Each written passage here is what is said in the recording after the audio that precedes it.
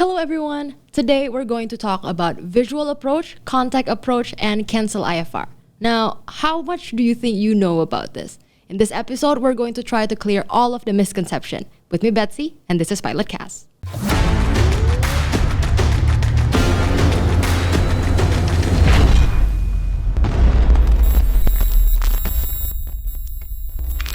Alright, back again, Gemma. How are you? I'm great. Really excited to discuss about the visual approach, contact approach, and canceling Ifr. Yeah, because actually when you mentioned about bringing this up in the Pilotcast, I think it's very interesting because it gets people confused, especially those who already tried to fly IFR. Yeah, it's no matter you're flying the GA or even you're the airliner. I heard a lot of stories about this confusion, not only in the United States, it's also around the world. So this started with a story that one of my friend, he told me about.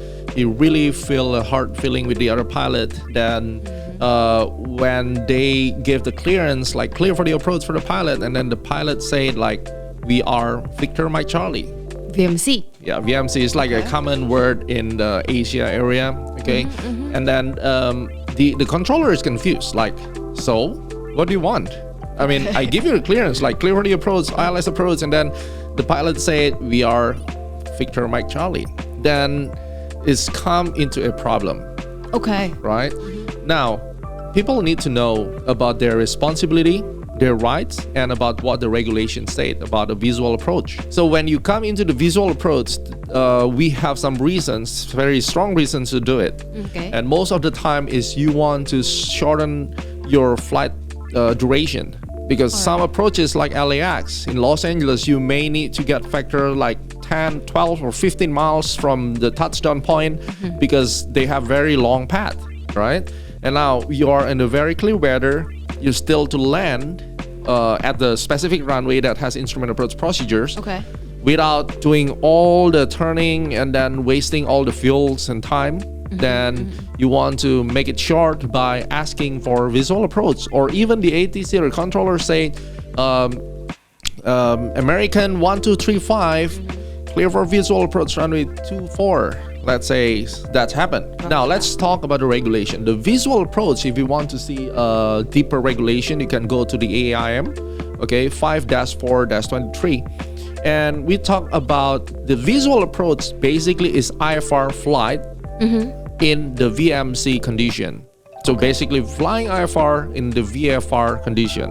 Okay. So when you get a visual approach, you can get it from the controller because it can be requested by both parties. Right, yeah. The controller can ask you to do visual approach. If you're not happy with it, you can ask for the other approach, or the pilot can ask for the visual approach. Right? But you have to be very specific. You cannot just say we are in the VMC. So what, right? I mean, it doesn't mean anything. You don't say your intention. Yeah, you don't say your intention. You can talk to the tower or controller like, we are VMC, cancel Ifr, or request visual approach. Yeah. By requesting the visual approach, it doesn't mean you're canceling the Ifr. That's number one. It means you can get a benefit. The 91-155 with the cloud separation and the VFR weather minimums doesn't apply anymore. Okay. Because you are still in IFR flight plan. So but legally, you can still fly inside the clouds. So a lot of operator in 121 depend on their ops specs. Okay. There's ops spec like, now even the visual approach, you still have to maintain like a cloud separations. Then you have to follow your ops spec. But if you revert to regulation, the visual approach means the weather should be VFR. And you need to see the airport or the preceding airplane that you should follow. So that's the two requirements. For a visual approach. Yes. If you cannot see the airport or any airplane that you should follow to the airport, you cannot get a visual approach. Ah, okay. And the control, when they give the visual approach to you, they should be very sure that the airport, the destination airport, is at least 1,000 feet ceiling and 3 static mile visibility. If it's lower than that, then they cannot give it to you. Right? Now we're requesting for visual approach. Okay, because you want it to cut the flight time. Oh yeah, sure. Yeah. So the tower give you a clearance, let's say American 1235, you clear for ILS approach. Turn left, intercept the localizer. It means you are not straight in. You are in some angle, and the ATC say turn left to intercept the final approach course. Report established. And suddenly, you break the clouds. Because when the clearance is given, you still inside the clouds. Now, suddenly the clouds disappear because you got a gusty wind and you got a very clear runway.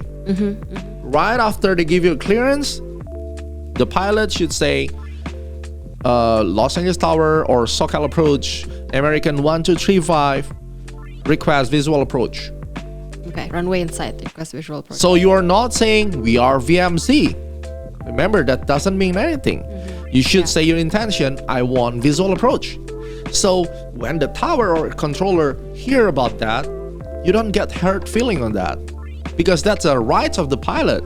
And what you're gonna say is, if you're sure that the weather is visual, the VMC minimums or the VFR minimums, right? I mean, visibility is more than 3 nautical miles and the clouds is more than 1,000 feet ceiling. You're gonna say clear for visual approach. So that's it. Now, like, it's either they give it to you or not, right? Correct.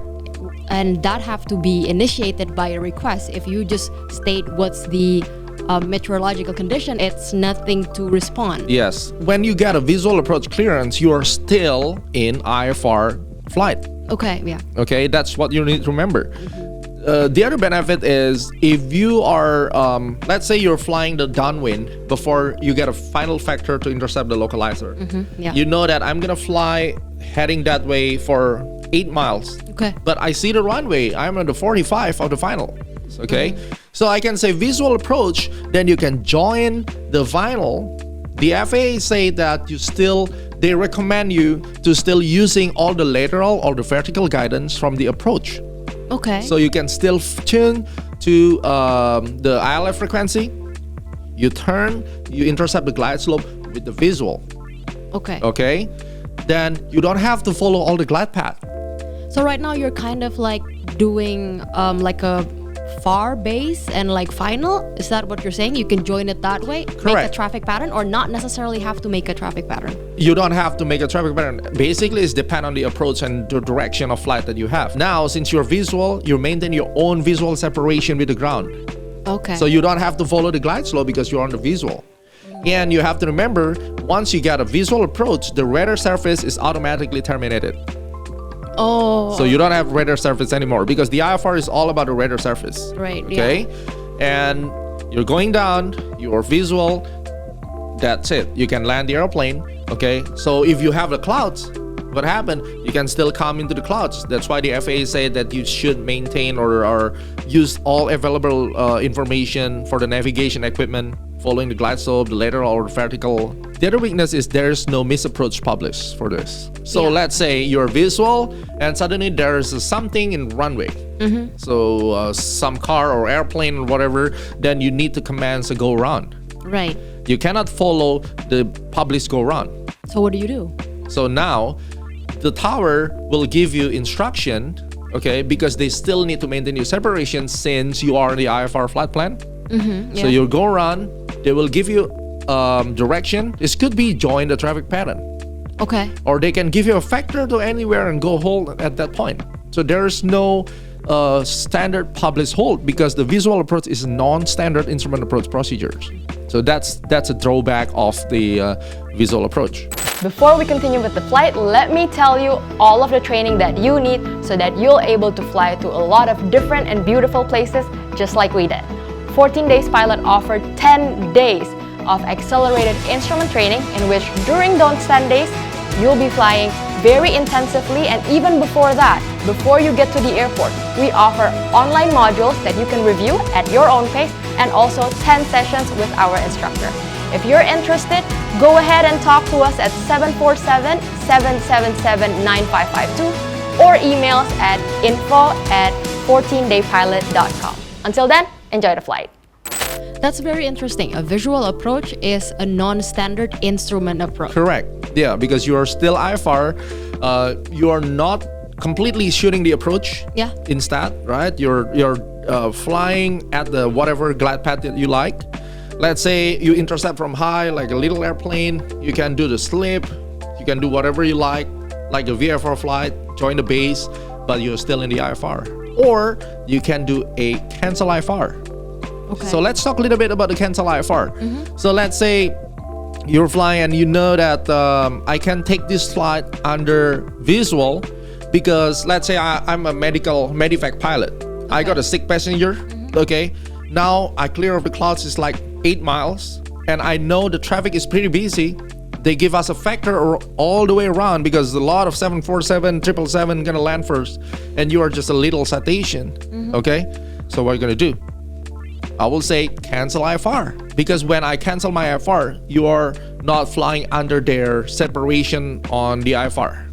You're completely just like other traffic on the VFR. Yeah. So Cancel Ifr right away, contact the tower. You can ask whatever you want, like need immediate turn for the medevac. They will give you like fly straight to the base.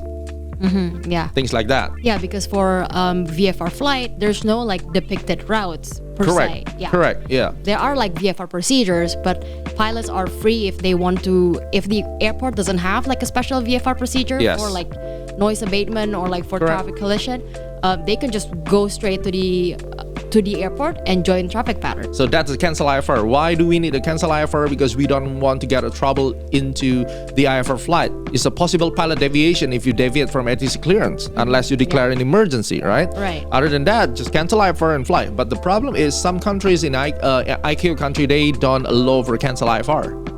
Oh. Yeah, once you IFR, there's no such thing of Cancel Ifr. That's only in the US. So yeah, maybe in the Australia or Europe, I don't know. If you know something, just comment below. But from what I know now, flying in Asia here, you cannot just say Cancel Ifr, right? Because they have very strict procedures on that.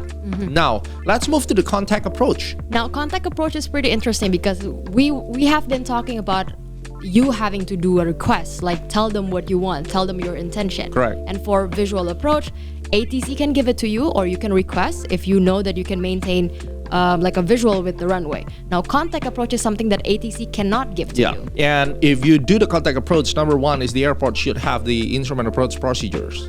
Okay. Okay.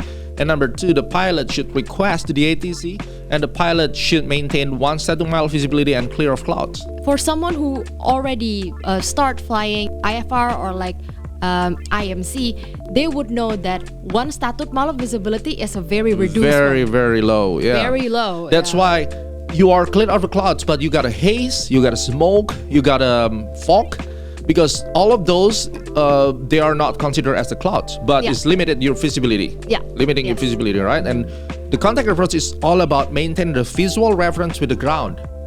Okay. So you don't necessarily have to maintain it with the runway? No.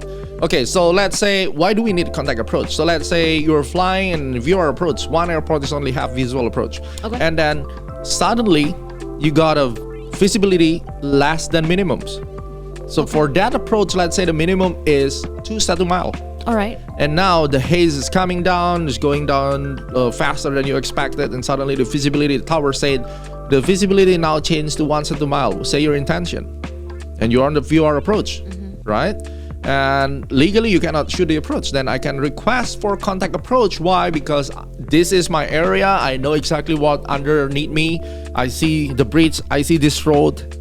So I can ask for the contact approach. Okay. Now it's depend on the ATC. If the ATC said, okay, contact approach approved, clear for contact approach. But they can deny it as well. Correct. Okay. All right. They can give it to you, they can deny it, but if they give it to you, then you have the responsibility to conduct the operation safely. I mean, this is like a legal scut running. It's pretty risky. If I'm in that situation, I'd rather go around and do a hole or maybe divert. So yeah, that's a very different thing. Contact approach and visual. Remember the visual approach, you got a visual, you got the airport, you got the traffic preceding, either way, right? But the contact approach, you cannot see anything. You're inside the fog, but you can maintain the ground visual reference. Okay, and the ATC cannot give it to you for the contact approach. You should request. For the visual approach, both can request. Right. The ATC can give it to you. If you're not agree with it, you can ask for the other approach. Okay, and there's no published miss for the visual approach. Okay, and remember, you're still in the IFR flight plan on the visual approach. It's basically the same. Yeah, this is very interesting because a lot of people, well, if we're talking about theoretically, a lot of private pilots who are trying to take their instrument rating training, they would know that visual approach, it will be given to you, or like you can request, but contact approach, you have to request. Basically, that's all they know, like theoretically, that's it. But in terms of the practical, in terms of like doing it, it's a whole different thing. Yeah, so my recommendation is just avoid the contact approach. In this case, it's back to personal minimums, and Correct. like, pilots have to know if whether they're completely familiar with the place and they're ready to take the risk. Yes. Because after this, it's their responsibility because they're the one who requests for it. Correct. Yeah. So that contact approach for me is always avoid the bad weather for flying, especially you're not flying the jet or you're not certified into the icing. So just postpone. But for the visual approach, please, just 2 messages from me. For the controller, don't get hurt feeling because the pilot wants a visual approach after you get a clearance for them. Number 2, for the pilot, just don't say we are VMC. Just ask whatever you want to ask. Visual approach. Hopefully they will give it to you and everybody happy. Okay, awesome. Thank you so much, Guma, for the clarification. I hope that helps a lot of pilot. For you who are trying to get your instrument rating training, this is very important because after you get your rating, what do? You actually fly in an IFR. Correct. So just make sure that you fly safe, and we'll see you at the next pilot cast. Bye-bye.